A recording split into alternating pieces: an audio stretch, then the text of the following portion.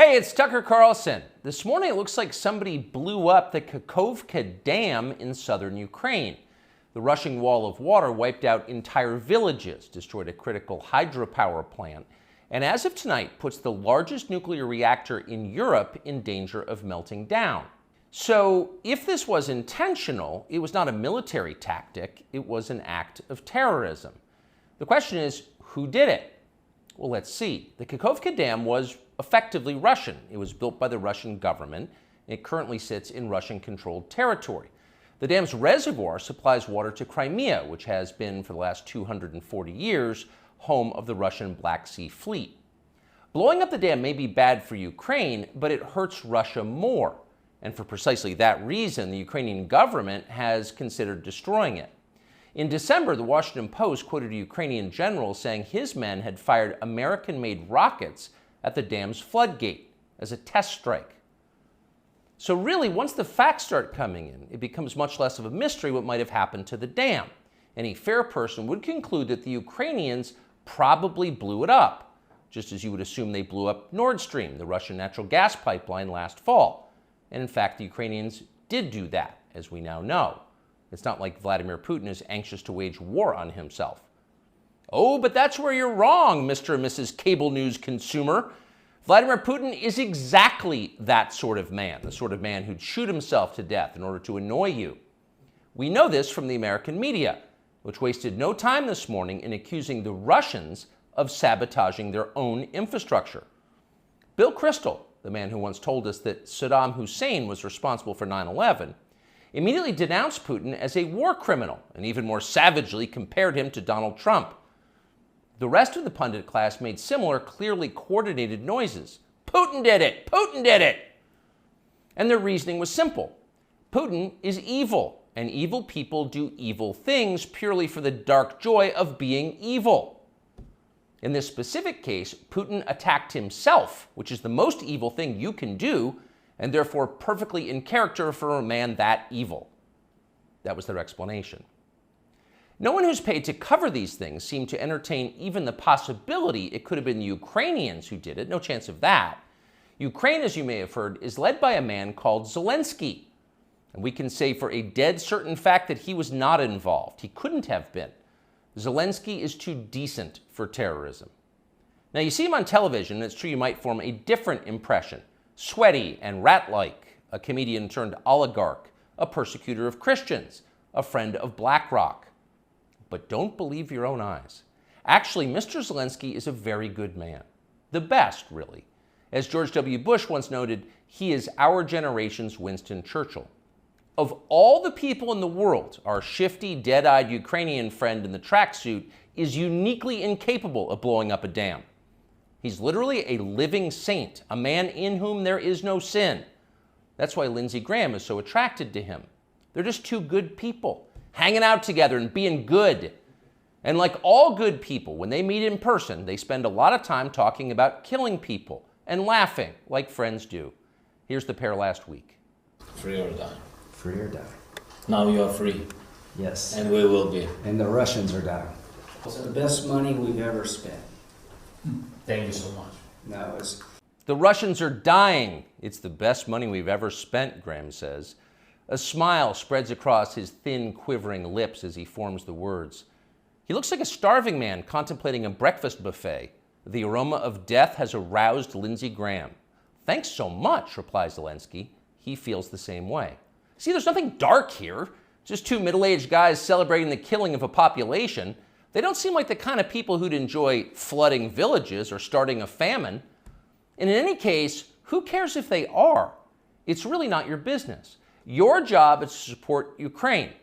Watch Nikki Haley, a Republican candidate for president, explain this principle on CNN.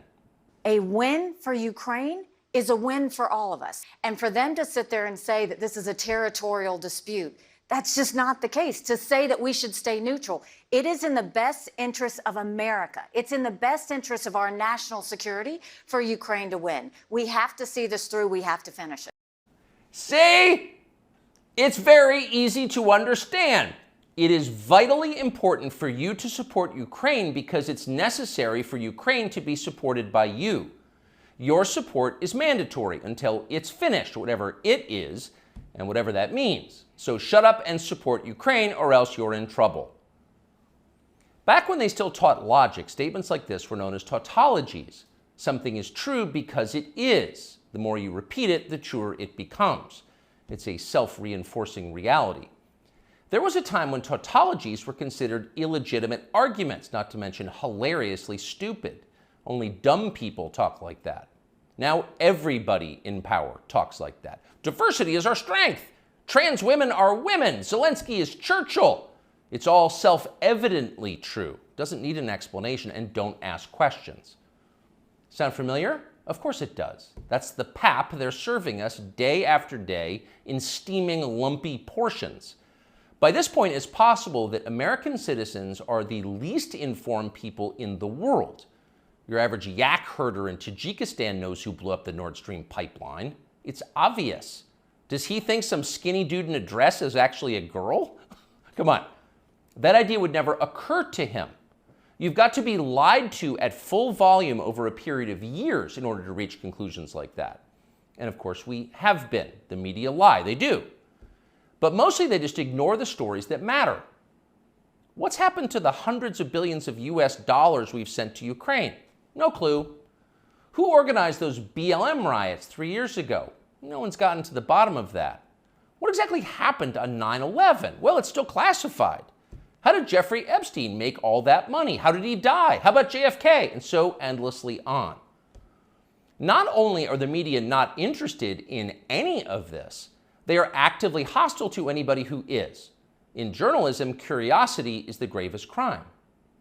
Yesterday, for example, a former Air Force officer who worked for years in military intelligence came forward as a whistleblower to reveal that the US government has physical evidence of crashed non-human-made aircraft, as well as the bodies of the pilots who flew those aircraft.